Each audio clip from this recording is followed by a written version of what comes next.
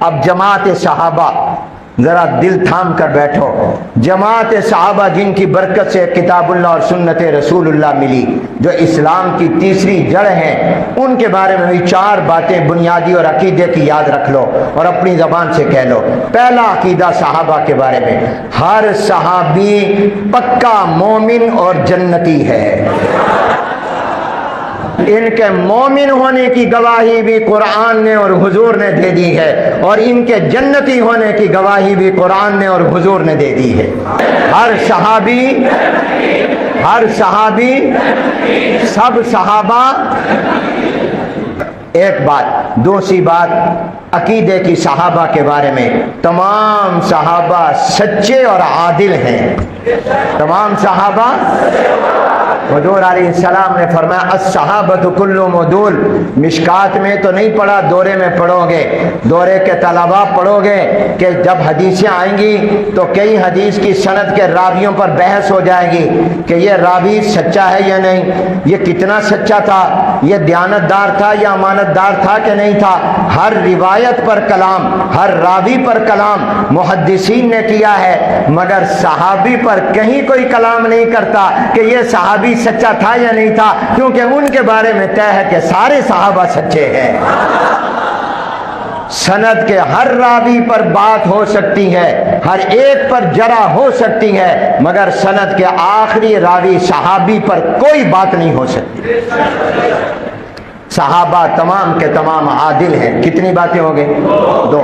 تیسری بات، تمام صحابہ قیامت تک کے مسلمانوں انسانوں کے لیے معیار حق و صداقت ہیں۔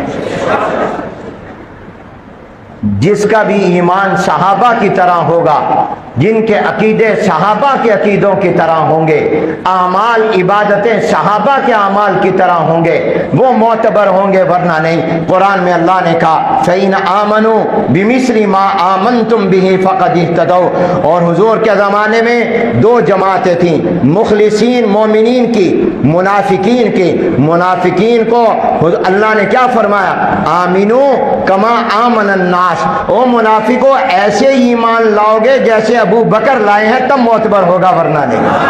کما آمن الناس کا مصداق صحابہ کے علاوہ کون ہے؟ تو اس لیے میرے دوستو، تیسری بات سارے کہو، صحابہ کس پر پرکھیں گے؟ کسوٹی کیا ہے؟ صحابہ کرام۔ چوتھی اور آخری بات، صحابہ کرام کتابی شخصیات نہیں، صحابہ کرام قرآنی شخصیات ہیں۔ صحابہ کرام کو کسی مورخ کی تاریخ کی کتاب پر نہیں پرکھیں گے کہ یہ صحابی کیسا تھا، بلکہ صحابہ کو پرکھیں گے تو قرآن پر پرکھیں گے۔ صحابی کے لیے پرکھنے کا معیار اللہ کا قرآن اور محمد عربی کا فرمان ہے۔ صحابہ کی عظمت سمجھیں تو قرآن کو سمجھو، قرآن کو دیکھو۔ قرآن اولئک حزب اللہ کن کو کہہ رہا ہے؟ کیا اس زمانے میں صحابہ کے علاوہ کوئی حزب اللہ تھا؟ قرآن اولئک هم المؤمنین مومنون کن کو کہہ رہا ہے؟ قرآن اولئک هم الصادقون کن کو کہہ رہا ہے؟ قرآن اولئک هم الصدیقون کن کو کہہ رہا ہے؟ قرآن کریم اولئک هم المفلحون کن کو کہہ رہا ہے؟ کیا ان کا مصداق صحابہ کے علاوہ قرآن کے نازل ہونے کے زمانے میں کوئی اور تھا؟ بولو بولو، نہیں تھا۔